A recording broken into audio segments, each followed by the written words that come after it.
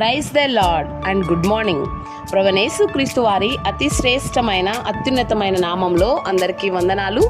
ఈరోజు దేవుని వాక్యము, యెహోవా మమ్మను మరచిపోలేదు, ఆయన మమ్మను ఆశీర్వదించును. కీర్తనల గ్రంథము 115 అధ్యాయము 12వ వచనం. అవునండి, మనం అనేకసార్లు జీవిత యాత్రలో అనేక విషయాల నిమిత్తమై ప్రార్థిస్తూ ఉంటాం. వివాహం నిమిత్తమై, ఉద్యోగం నిమిత్తమై, గర్భఫలం నిమిత్తమై, ఇలా రకరకాల అవసరాల నిమిత్తమై ప్రార్థించినప్పుడు అవి పొందుకునే విషయంలో ఆలస్యం జరిగినప్పుడు అనుకుంటూ ఉంటాం మనం, దేవుడు నన్ను మర్చిపోయాడు అని. కానీ దేవుడు ఎన్నడూ మనల్ని మర్చిపోడు. నిర్ణయ కాలంలో ఆయన తన కార్యాన్ని జరిగిస్తాడు. కనుక విశ్వాసముతో ప్రభువు మనల్ని మర్చిపోక ఆశీర్వదించే దేవుడు అని విశ్వాసంతో నమ్మి ప్రార్థించినప్పుడు మన జీవితంలో మనం ఆశీర్వాదాన్ని, క్షేమాన్ని చూడగలం.